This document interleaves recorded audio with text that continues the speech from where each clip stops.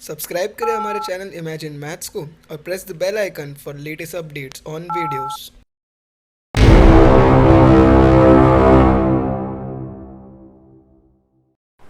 Hello mathematician, मेरा नाम है गौरव। तो चलिए शुरू करते हैं। तो आज हम लोग जो देखने वाले हैं वो है न्यू चैप्टर जिसका नाम है स्टैटिस्टिक्स। तो स्टैटिस्टिक्स देखने से पहले उसके सारे बेसिक्स देख लेते हैं, क्योंकि एक बार बेसिक्स अगर क्लियर हो गए तो चैप्टर बहुत ही आसान लगेगा। बहुत ही इजी चैप्टर है, बहुत ही स्कोरिंग चैप्टर है, सिर्फ यहाँ पर कैलकुलेशंस की जरूरत है। तो एक बार बेसिक्स देख के हम लोग ये चैप्टर को शुरू करते हैं। तो let's roll the intro and then start with the lecture.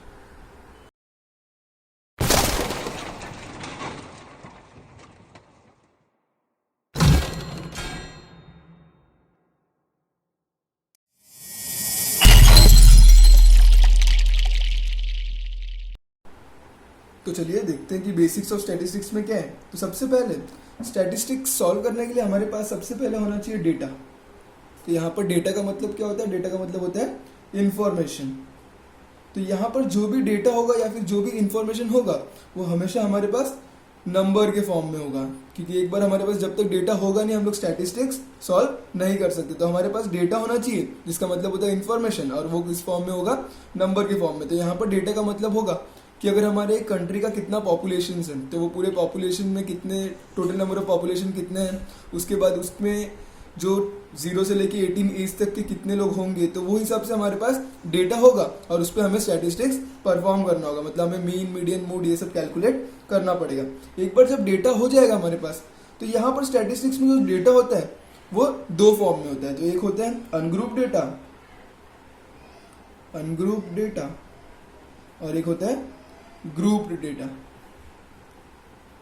तो देखते हैं अनग्रुप डेटा का मतलब क्या होता है और ग्रुप डेटा का मतलब क्या होता है। उसके लिए एक एग्जांपल ले लेते हैं। तो सपोज एक एग्जांपल मैंने ले लिया 1 2 2 4 6 6 7 7 7 9 10 2 4 6। तो मैंने एक एग्जांपल ले लिया। अब देखिए ये जो डेटा है इसे मैं लिखता हूँ। अब यहाँ पर देखिए जो नंबर्स है, तो नंबर देखते हैं कौन कौन से। तो यहाँ पर नंबर है 1, उसके बाद नंबर है 2, उसके बाद एक नंबर है 4, उसके बाद है 6, उसके बाद है 7 9 और 10। अब देखिए जो नंबर्स था, जितने भी नंबर्स थे मैंने सारे नंबर्स लिख लिए। अब ये जो मैं नंबर्स लिखा हूं, अब मैं इसका टैली मार्क्स और फ्रीक्वेंसीज लिख लेता हूं। तो टैली मार्क्स और उसके फ्रीक्वेंसी लिख लेता हूं। तो यहाँ पर टैली मार्क्स मतलब क्या होगा कि वो नंबर्स जो है सबसे पहले कितने बार रिपीट हुआ वो देखते। तो यहाँ पर जो 1 है वो कितने बार रिपीट हुआ? सिर्फ 1 टाइम्स, तो उसका टैली मार्क्स एक सिंगल लाइन आएगा। ये हम लोग ने प्रीवियस स्टैंडर्ड में भी देखा था। और यहाँ पर जितने टैली मार्क्स वो उसका फ्रीक्वेंसी होगा। तो यहाँ पर फ्रीक्वेंसी जो है, फ्रीक्वेंसी का मतलब क्या होगा कि वैल्यू कितने टाइम्स रिपीट हुआ है। तो number of times value repeated, तो वो होता है फ्रीक्वेंसी। अब यहाँ पर देखिए 2 कितने टाइम्स है? तो 2 1 2 3 टाइम्स है। तो यहाँ पर ये क्या होगा? 1 2 3। इसका टैली मार्क्स कुछ इस तरह से होगा और उसका फ्रीक्वेंसी कितना हो जाएगा? 3। उसी तरह 4 कितने टाइम्स है? 1 और 2 टाइम्स। तो यहाँ पर 2 और यहाँ पर 2। उसके बाद 6 कितने टाइम्स है? 1 2 3 टाइम्स है। तो ये 6 जो होगा वो 3 लाइन्स आएंगे और ये हो गया 3 टाइम्स। उसके बाद जो 7 है वो कितने टाइम्स है? वो भी 3 टाइम्स है। तो वहां पर ये 3। उसके बाद 9 1 टाइम्स है और 10 भी 1 टाइम्स है। तो इस तरह हम लोग प्रीवियस स्टैंडर्ड में देखे थे, हम लोग ने टैली मार्क्स किस तरह से निकालना और फ्रीक्वेंसी किस तरह से निकालना। जहां पर फ्रीक्वेंसी का मतलब होगा number of times the value is repeated. और ये जो डेटा है यहाँ पर मैंने क्या किया? इंडिविजुअल डेटा लिखा। तो ये जो डेटा है इस डेटा को हम लोग कहते हैं अनग्रुप डेटा। क्या कहते हैं इस डेटा को हम लोग? Ungroup data. तो यहाँ पर हमें क्लियर हो गया कि अनग्रुप डेटा क्या होता है। अब देखते हैं कि व्हाट इज ग्रुप डेटा। तो यहाँ पर मैं लिखता हूं ग्रुप डेटा। तो देखते हैं ग्रुप डेटा की जरूरत क्यों पड़ी। तो सपोज हमारी कंट्री का जो पॉपुलेशन है वो बहुत ही ज्यादा है, 130 करोड़ के भी अबव है। तो यहाँ पर हर एक इंडिविजुअल का डेटा लिखने में और फिर उसे काउंट करने में मुझे बहुत टाइम चल जाएगा। तो उसके लिए हम लोग क्या करते हैं? हम लोग ग्रुपिंग्स बनाते हैं। तो हम लोग ग्रुपिंग किस तरह से बना सकते हैं? हम लोग एज का ग्रुपिंग बना सकते हैं कि पहला जो एज का ग्रुपिंग करूंगा मैं वो करूंगा 0 से लेकर 10, उसके बाद 10 से लेकर 20, और उस तरह जितना भी एज हो सकता है। तो मैक्सिमम एज ह्यूमन बीइंग का कितना होता है? 118। तो मैं उस तरह से जो लास्ट वाला ग्रुप बनाऊंगा 110 से लेके 120 तक का ग्रुपिंग बना दूंगा। अब 0 से 10 के बीच में कितने वैल्यूज आते हैं वो मैं यहाँ पर लिखूंगा। तो ये होता है ग्रुप डेटा, जहां पर हम लोग क्लासेस लिखते हैं और इस क्लासेस को हम लोग बोलते हैं क्लास इंटरवल्स। Class intervals. इस क्लास को हम लोग क्या कहते हैं? Class interval. अब देखिए यहाँ पर मैंने लिखा 0 से 10, 10 से 20, तो ये सारी चीज हो गई क्लास इंटरवल्स। अब जो ये क्लासेस होते हैं ये फिर से दो पार्ट में होते हैं। जो क्लास होता है वो दो टाइप के होते हैं, एक होते हैं एक्सक्लूसिव क्लास और एक होते हैं इंक्लूसिव क्लास। तो यहां पर जो एक्सक्लूसिव क्लास है उसे हम लोग कहते हैं कंटिन्यूअस क्लास भी, और जो इंक्लूसिव क्लास है उसको हम लोग कहते हैं अनकंटिन्यूअस क्लास। अब देखते हैं व्हाट इज एक्सक्लूसिव या फिर कंटिन्यूअस क्लास और व्हाट इज इंक्लूसिव या फिर अनकंटिन्यूअस क्लास। तो देखिए अगर मैंने ये सारे जो डेटा है ये होगा ग्रुप डेटा के ऊपर। तो सपोज एक क्लास मैंने लिखा 5 से लेकर 10, अगला जो क्लास होगा वो होगा 10 से 15, अगला जो क्लास होगा वो होगा 15 से 20, उसके बाद वाला जो क्लास होगा वो होगा 20 से 25। तो ये वाले जो टाइप के क्लास है। अब यहाँ पर देखिए क्या हो रहा है, जो मेरा अगला वाला वैल्यू है, तो अभी देख लेते हैं ये 5 से लेकर 10, तो ये 5 से जो 10 जो है, ये 5 से 10 ये जो हमारा क्लासेस है इसका जो फर्स्ट वैल्यू होता है हम लोग उसे कहते हैं lower class boundary, lower class boundary, या फिर हम लोग उसको लोअर क्लास लिमिट भी कह सकते हैं। और जो अगला वाला वैल्यू होता है उसको हम लोग कहते हैं अपर क्लास बाउंड्री, या फिर हम लोग कह सकते हैं अपर क्लास लिमिट। तो ये जो क्लासेस है इसके फर्स्ट वैल्यू को कहते हैं हम लोग लोअर क्लास बाउंड्री या लोअर क्लास लिमिट, और जो अगला वाला वैल्यू है उसे हम लोग कहते हैं अपर क्लास बाउंड्री या फिर अपर क्लास लिमिट। तो यहाँ पर देखिए जो क्लास मैंने लिखा है 5 से 10, 10 से 15, 15 से 20 और 20 से 25, इसमें जो फर्स्ट वाले क्लास का जो अपर क्लास है मतलब 10 है, और जो अगले वाले क्लास का जो लोअर क्लास है वो भी 10 है। मतलब ये क्या हो रहा है, ये 5 से लेकर 10 जहां पर ये खत्म हो रहा है अगला वाला क्लास वहीं से शुरू हो जा रहा है। अब देखिए 10 से 15, तो ये 15 पे खत्म हुआ और अगला वाला क्लास का जो लोअर क्लास है वो 15 से ही शुरू हो रहा है। तो जब ऐसा कंडीशन होगा कि जहां पे पहला वाला क्लास खत्म होता है और अगला वाला क्लास शुरू होता है उसे हम लोग कहते हैं एक्सक्लूसिव या फिर कंटिन्यूअस क्लास। और एक टाइप का क्लास होता है कुछ इस तरह का 5 से 9, 10 से 14, 15 से 19, 20 से 24, कुछ इस तरह का। तो ये जो क्लास होता है इसमें क्या हो रहा है, जो लोअर क्लास है पहले क्लास का वो 5, जो अपर क्लास है वो है 9, अगले वाले का जो लोअर क्लास है वो 10। तो जहां पर पहला वाला खत्म हो रहा है वहां पर अगला वाला शुरू नहीं होगा, वो उसके आगे से होगा। तो ऐसे टाइप के क्लास को हम लोग कहते हैं इंक्लूसिव या फिर अनकंटिन्यूअस क्लास। तो हम लोग ने पिछले बार भी एग्जाम्पल देखा था कि 5 से 10, सपोज कुछ एग्जाम्पल मैं एक ले लेता हूं कि एक मैंने एग्जाम्पल ले लिया 1 से नहीं, मैं 5 से ले लेता हूँ। 5, 6, 7, 9, 11, 10, 12, 14 और ये वैल्यू बहुत आगे तक है।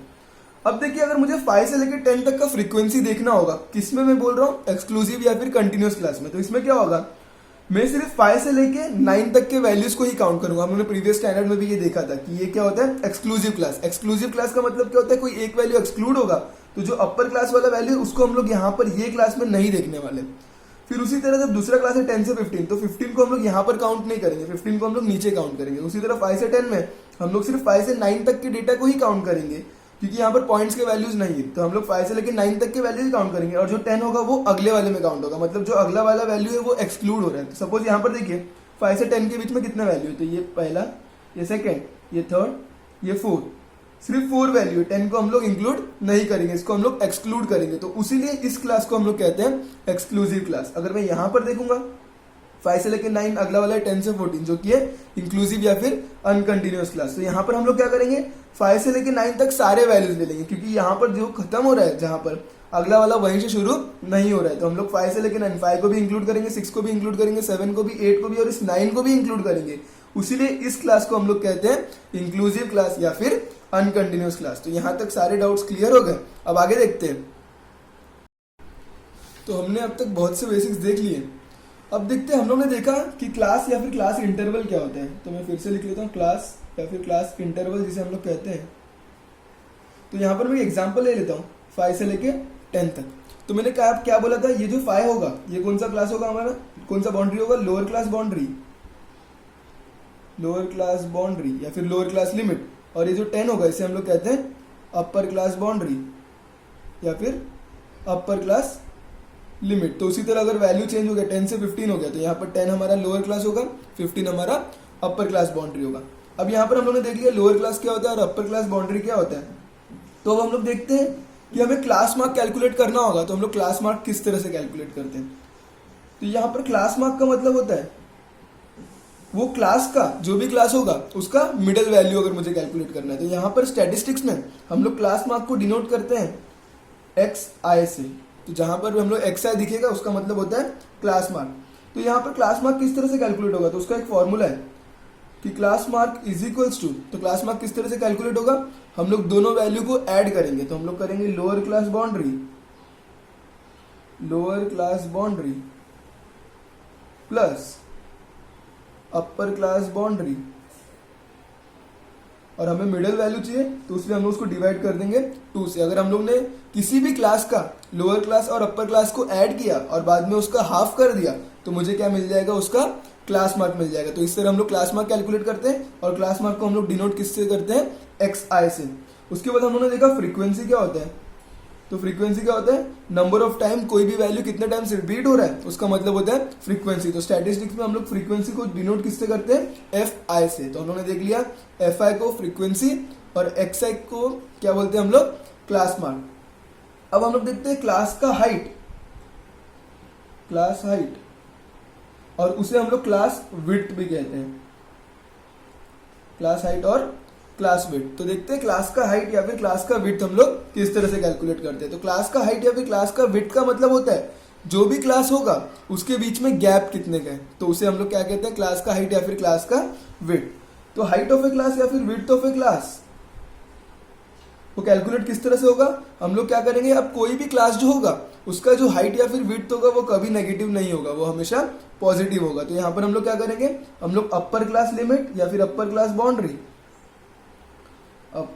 Boundary minus lower class boundary करेंगे। अगर हम लोग ने upper class boundary minus lower class boundary किया तो हमें क्लास का हाइट या फिर क्लास का विड्थ मिल जाएगा। तो अगर हम लोग ने 10 माइनस 5 किया, अपर क्लास मतलब क्या होगा 10 होगा, और लोअर क्लास मतलब क्या होगा 5 होगा। तो अगर मैंने 10 माइनस 5 किया तो इस क्लास का हाइट और विड्थ कितना मिलने वाला है, सेम मिलेगा, वो क्या होगा 5 होगा।